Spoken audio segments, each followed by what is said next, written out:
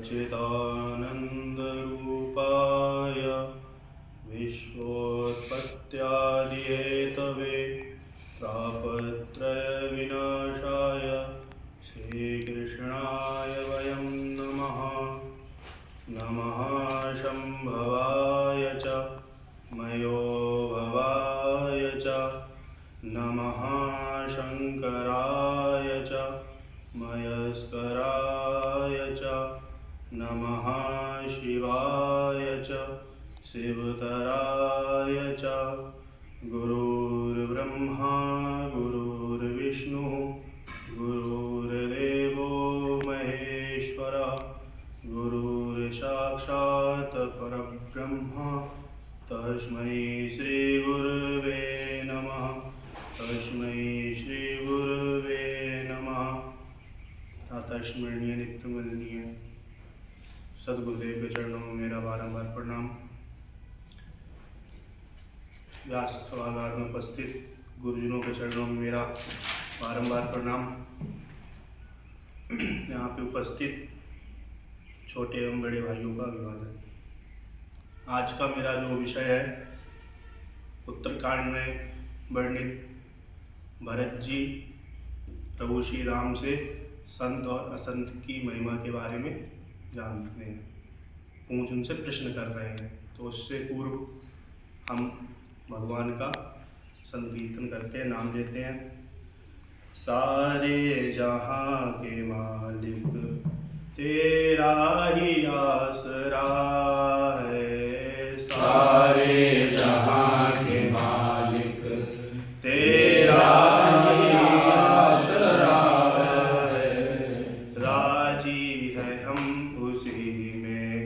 जिसमें तेरी रजा है। राजी है हम उसी में जिसमें तेरी रजा है। हम क्या बताएं तुमको सब कुछ तुझे खबर है। हर हाल में हमारी तेरी तरफ नजर है। हम क्या बताएं तुझको सब कुछ तुझे खबर है। हर हाल में हमारी तेरी तरफ नजर है। किस्मत है वो हमारी जो तेरा फैसला है। राजी है हम उसी में जिसमें तेरी रजा है। सारे जहां के मालिक तेरा ही आसरा है। राजी है हम उसी में जिसमें तेरी रजा है। सारे जहां के मालिक तेरा ही आसरा है। राजी है हम उसी में जिसमें तेरी रजा है। बोलिए श्री गुरुदेव महाराज की जय। गोस्वामी जी तुलसीदास बता रहे हैं कि नाथ न मोहि संदेश कछु सपने हूँ शोक न मोह केवल कृपा तुम्हारे कृपानंद संदोह। हे नाथ, ना तो मुझ में कोई संदेह है, ना ही कोई शोक है और ना ही हमें कोई मोह है। मैं तो जो कुछ भी हूँ आपकी ही कृपा का फल है। तो फिर कहते हैं करऊं कृपा निधि एक ठियाई मैं सेवक तुम ही जन सुखदाई। मैं आपका सेवक हूं और आप हमें सुख देने वाले हैं। इस सेवक के प्रश्नों का हमें आप उत्तर दीजिए। भरत जी राम जी से कह रहे हैं कि जो मैं संत के बारे में आपसे और संत के बारे में आपसे मैं जानना चाहता हूँ। मेरे कुछ प्रश्न हैं, आप हमें उन प्रश्नों का उत्तर दे दीजिए। आप तो सब जानते ही हैं, आप गुणों के भंडार हैं। फिर संत असंत भेद बिल गाई, प्रणत पाल मोहि कछौ बुझाई। संतों के लक्षण बहुत सारे हैं। वेद पुराणों में अनेक प्रकार के संतों के लक्षण बताए गए हैं। जैसे कुल्हाड़ी चंदन के पेड़ को काटती है तो कुल्हाड़ी में भी सुगंध, चंदन की खुशबू आ जाती है। उसी प्रकार संत दूसरों के दुख देखते हैं तो उनके मन में भी दुख उत्पन्न हो जाता है और दुखी इंसान पे वो अपनी कृपा करते हैं, उनकी हमेशा वो सहायता करते हैं। इसी गुण के कारण चंदन देवताओं के मस्तक पर लगाई जाती है और लोगों को प्रिय होती है। और कुल्हाड़ी के मुख को आग में रखकर उसको जब वह तप जाती है तो उसको हथौड़ी से पीटते हैं। तो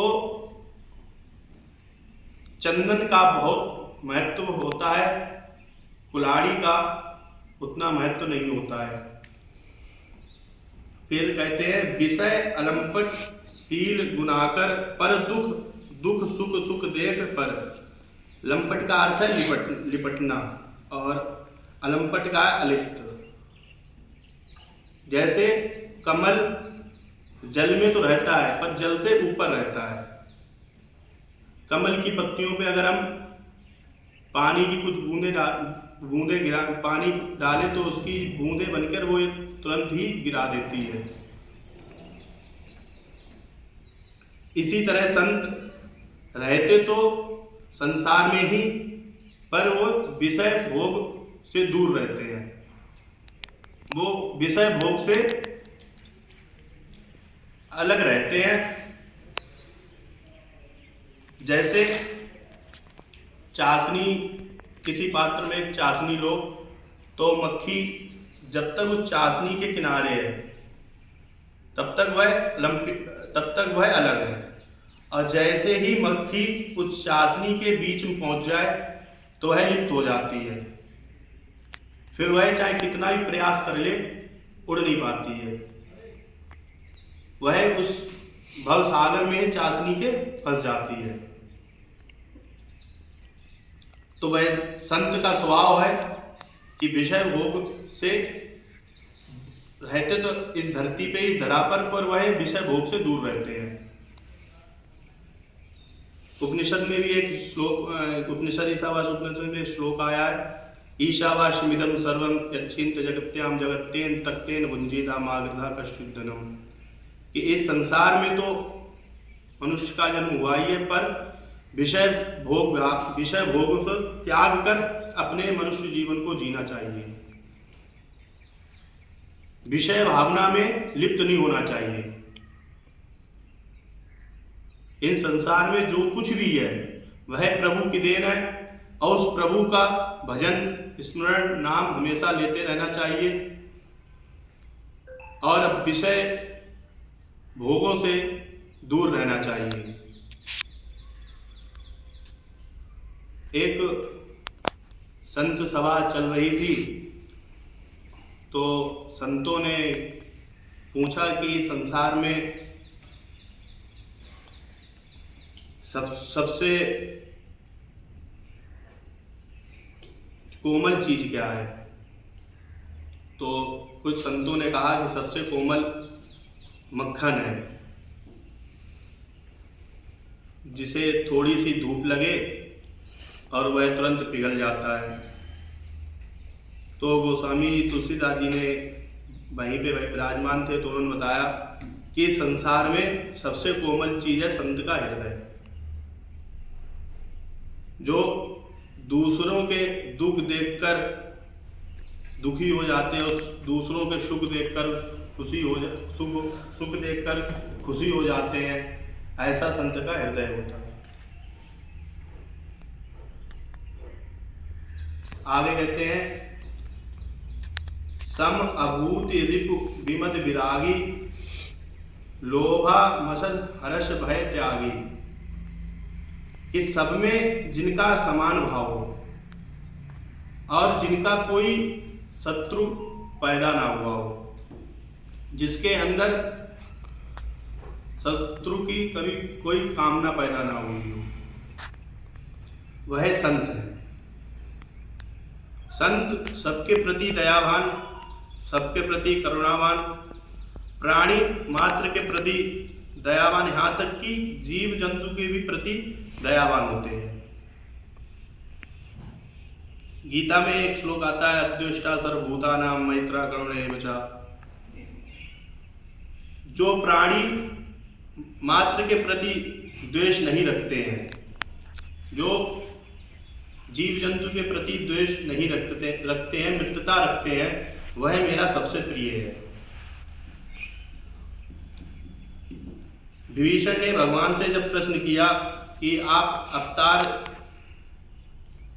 आपका अवतार लेने का मुख्य उद्देश्य क्या होता है, तो भगवान कहते हैं, तुम सारिके संत प्रिय मोरे, धरऊं देहि नहीं आने मोरे। कि आप जैसे लोग मुझे प्रिय हैं। जैसे कोई अपने प्रिय से मिलने के लिए तड़पता है, उसी तरह मैं भी आप जैसे संत से मिलने के लिए तड़पता हूं। मैं केवल और केवल आप जैसे संतों के लिए ही शरीर धारण करता हूं। बाकी सारा काम मैं वहीं से बैठे बैठे कर देता हूं। सिर्फ और सिर्फ आप जैसे जब संत हमें प्रिय लगते हैं, जब आप जैसे संत हमें बुलाते हैं, तो हमें अवतार लेना पड़ता है। संतों के अंदर ना ही कुछ पाने का और ना ही किसी के प्रति द्वेष भावना, ना ही किसी के प्रति अहंकार, आसक्ति नहीं होती, मन में अमच नहीं होता, कुछ पाने के लिए ना ही हर्ष करते हैं। स्वामी रामकृष्ण परमहंस से किसी ने पूछा कि संत कैसे होने चाहिए, तो किसी ने कहा संत ऐसे होने चाहिए कि उनको कुछ मिल जाए तो खा लिया और कुछ ना मिले तो उपवास कर लेना चाहिए। तो स्वामी रामकृष्ण परमहंस ने कहा, ऐसा तो कुत्ते भी करते हैं, उनको कुछ मिल गया तो ठीक है, नहीं मिला तो भी ठीक है, तो कुत्ते और संत में क्या अंतर रह गया। तो उन्होंने कहा कि अगर मिल गया तो भी उनको धन्यवाद देना चाहिए और नहीं मिला तो बहुत ज़्यादा धन्यवाद देना चाहिए। ऐसा उन्होंने इसलिए कहा कि अगर ज़्यादा खा लेंगे तो प्रभु का भजन नहीं कर पाएंगे, प्रभु को याद नहीं कर पाएंगे, आलस्य आएगा। तो जिस दिन अगर ना मिले उनको खाने के लिए, तो उस दिन प्रभु का बहुत बहुत धन्यवाद देना चाहिए कि आज आपका हम पहले से ज़्यादा गुणगान कर सकेंगे, पहले से ज़्यादा नाम जप सकेंगे। तो संतों के अंदर ना ही लोभ होता है, ना ही लालच होती है। संत सरल स्वभाव के होते हैं।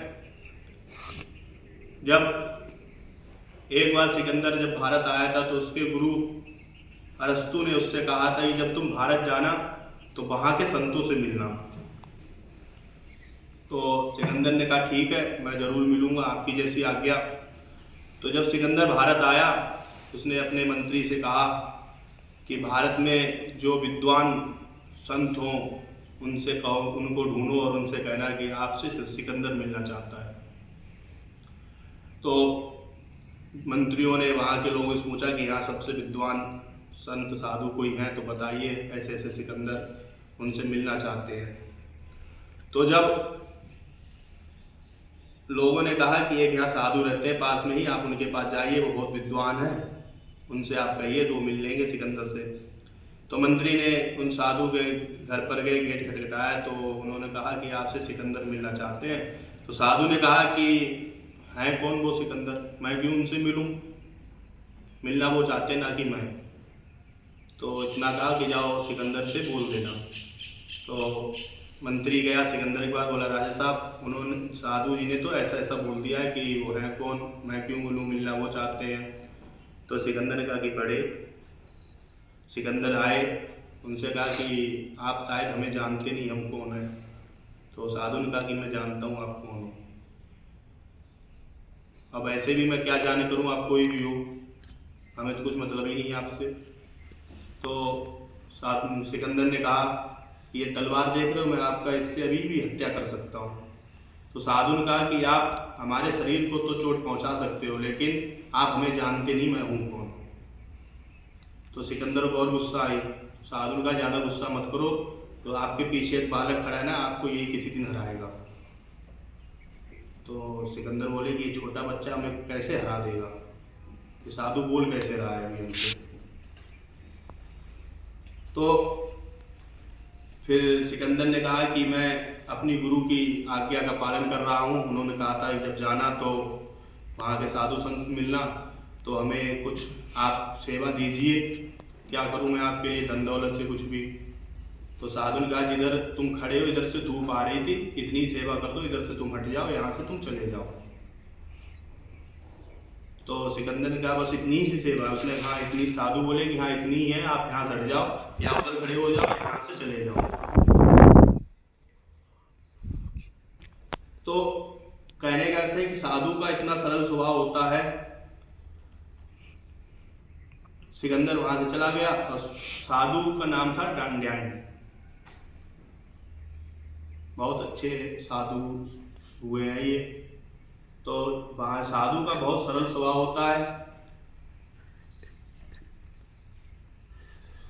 ऐसे ही संत होते हैं जिन्हें ना किसी का भय होता है और ना ही किसी से लालच होती है, ना ही किसी से ईर्ष्या होती है, ना वो किसी से लेना देना करते हैं। जो लोग अमर हर्ष भय इन सभी से ऊपर उठते हैं वह संत होते हैं। जो संत होते हैं उनका चित्त कोमल होता है, वह मक्खन से भी ज्यादा कोमल होते हैं। गरीबों पर दया करते हैं, दूसरों की दीनता देखकर दया आ जाती है और बिना छल कपट मन वचन कर्म से वह भक्ति करते रहते हैं। ये छल कपट भक्ति उसे कहते हैं जो दूसरे को दिखाने वाली होती है। बहुत लोग होते हैं कि जब घर से बाहर निकलते हैं तो माथे पे लंबा लंबा तिलक लगा लेते हैं, अच्छे कपड़े पहन लेते हैं, तो निकलते घर से तो लोग उनको देखकर प्रभावित होते हैं, बताते हैं अरे ये तो बहुत अच्छे साधु संत हैं, ये तो बहुत अच्छे हैं। तो ये छल कपट वाली भक्ति होती है। साधुओं के अंदर, संतों के अंदर ऐसी भक्ति नहीं पाई जाती है। जैसे दुकान पे किसी गुरुजी की फोटो लगा ली और उसी दुकान पे उस गुरु का कोई भक्त है और बोले अरे ये तो मेरे ही गुरुजी हैं, तो दुकानदार बोलता हाँ हाँ मैंने भी इनसे ही शिक्षा ली है, आप मेरी दुकान पे रोज आइए, आप तो मेरे गुरु भाई निकल आए। तो उसके पीछे लोभ छुपा हुआ है, जबकि उस दुकानदार ने कुछ ना लिया हो, बस फोटो एक लगा ली कि मैं जितना सामान लाऊंगा उससे आधे से आधी कीमत पे आपको दे दूंगा।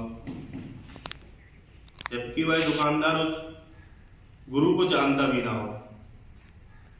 तो उसके पीछे, उस फोटो के पीछे उसका लोभ छुपा होता है। जो संत लोग होते हैं वो ऐसा नहीं करते हैं, उनके अंदर ना ही छल कपट लोभ कुछ नहीं होता है। सभी को वो मान देते हैं, सभी की इज्जत करते हैं, सभी को सम्मान देते हैं और खुद की मान की इच्छा की परवाह नहीं करते। संतों के अंदर 4 लक्षण देखने के लिए मिलते हैं। पहला शांति, दूसरा वैराग्य, तीसरा विनय और चौथा प्रसन्नता, खुशी। तो संत का हृदय बड़ा कोमल होता है। भरत जी ने राम जी से कुछ प्रश्न किए थे कि संत के बारे में बताइए, तो उन्होंने संत के बारे में बताई कुछ बातें। आज का विषय यहीं तक, अगली बारी आएगी तो संत की चर्चा करेंगे। उससे पहले प्रभु का नाम लेते हैं। सारे जहां के मालिक तेरा ही आसरा है, राजी हैं हम उसी में जिसमें तेरी रजा है। सारे जहां के मालिक तेरा ही आसरा है, राजी हैं हम उसी में जिसमें क्या बताएं तुमको, सब कुछ तुझे खबर है। हर हाल में हमारी तेरी तरफ नजर है। हम क्या बताएं तुझको, सब कुछ तुझे खबर है। हर हाल में हमारी तेरी तरफ नजर है।